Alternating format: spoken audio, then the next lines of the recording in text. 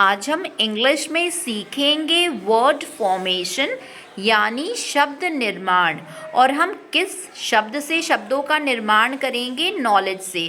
सभी बच्चों को ग्रीन बोर्ड पर एक शब्द दिखाई दे रहा है? Yes ma'am. तो ये शब्द है नॉलेज, और नॉलेज का अर्थ होता है ज्ञान। तो इस शब्द में जो भी लेटर्स हैं उन्हीं से हम नया शब्द बनाएंगे। तो पहला शब्द क्या बनेगा? नो। Very good. पहला शब्द बनेगा नो, KNOW, नो, और इसका मतलब होता है जानना। मतलब किसी चीज़ के बारे में या किसी वस्तु व्यक्ति के बारे में जानना। और जब हमें उस चीज़ का ज्ञान हो जाता है तो हम उसी को बोलते हैं नॉलेज। इसके बाद दूसरा शब्द क्या बनेगा?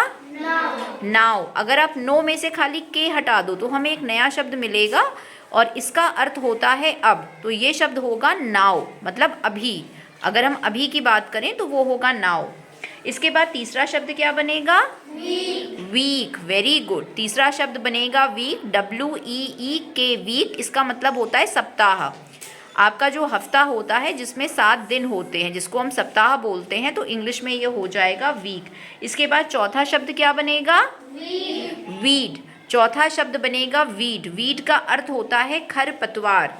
मतलब जो आसपास ऐसी चीज़ें उग आती हैं, पेड़ पौधे, जिसकी हमें आवश्यकता नहीं होती है, तो हम उसको बोलते हैं खरपतवार, जिसे हम उखाड़ के फेंक देते हैं। इंग्लिश में हम इसी को बोलते हैं वीड। इसके बाद शब्द क्या बनेगा?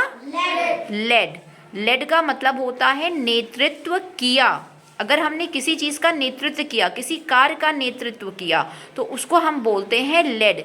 नीचे रा लगाइए, ता में, बस ता में, ता में, ता में, हाँ हाँ, किया।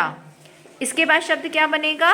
वन। Very good. इसके बाद शब्द बनेगा वन, WON, वन। वन का मतलब होता है जीतना या विजय प्राप्त करना। जब हम किसी को जीत जाते हैं या हम किसी चीज़ में विजय प्राप्त करते हैं तो हम उसके बोलते हैं वन। इसके बाद आएंगे दीपेश। तो दीपेश के लिए क्या शब्द बनेगा?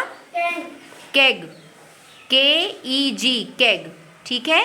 केग का मतलब होता है ड्रम।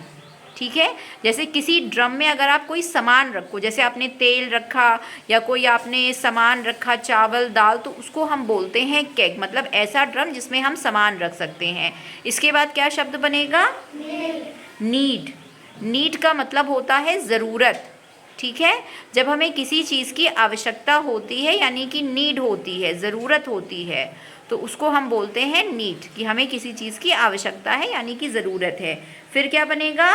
डाउन। डाउन। ठीक है। फिर बनेगा डाउन, DOWN, डाउन। डाउन का मतलब होगा नीचे। ठीक है। DOWN, डाउन बनेगा। डाउन का अर्थ होता है नीचे। जब कोई चीज़ नीचे होगी तो हम उसको बोलेंगे कि वो चीज़ डाउन है। ऊपर होगी तो बोलेंगे अप। इसके बाद क्या शब्द बनेगा? क्या बनेगा? Nod, NOD, nod. हाँ, नॉड का मतलब होता है सिर हिलाना। जब किसी ने आपसे कोई बात बोली, आपको हाँ कहना है, तो आप उसको सिर हिलाते हो कि हाँ मैं ये काम करूँगा, तो उसको बोलते हैं नॉड करना, यानी कि सर हिलाना। ठीक है। इसके बाद क्या शब्द बनेगा? Gone, GONE, gone. देखिए G भी है, O भी है, N भी है, E है, GONE, गॉन, मतलब गया।